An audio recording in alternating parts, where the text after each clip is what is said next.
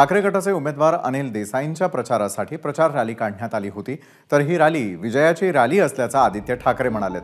त्यांच्याशी बातचीत केली आमचे प्रतिनिधी वैभव परब यांनी। दादरमध्ये आहे जो उद्धव ठाकरे आदित्य ठाकरेंचा गड मानला जातो। सेना भवन आहे त्या भागामध्ये आणि त्या भागामध्ये आदित्य ठाकरे स्वतः अनिल देसाई यांच्या प्रचारासाठी रॅली करत आहेत, सगळ्यांना अभिवादन करत आहेत। आदित्यजी, प्रचाराची रॅली आहे की विजयाची रॅली आहे?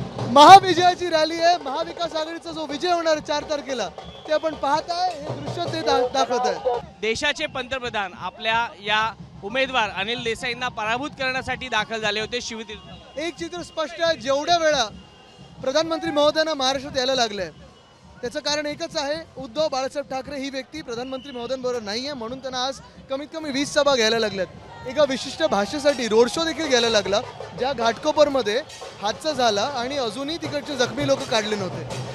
मला वाटतं बोलकं हे भाजपची जी परिस्थिती आहे ती बोलून दाखवते। या मध्ये परत एकदा ते नकली शिवसेना अशा प्रकारची जी काही भाष्य करतात ती मनाला नकली सेना, नकली संतान, भटकती आत्मा हा महाराष्ट्राचा अपमान आहे। वंदनीय हिंदू सम्राट बाळासाहेब ठाकरेंचा अपमान आहे आणि ते महाराष्ट्र सहन करणार नाही। 4 तारखेला या सगळ्यांचं नक्की रागाने महाराष्ट्र मतदान करेल।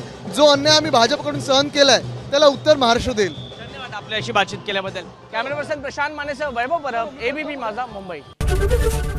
एबीपी माझा, उघडा डोळे बघा नीट।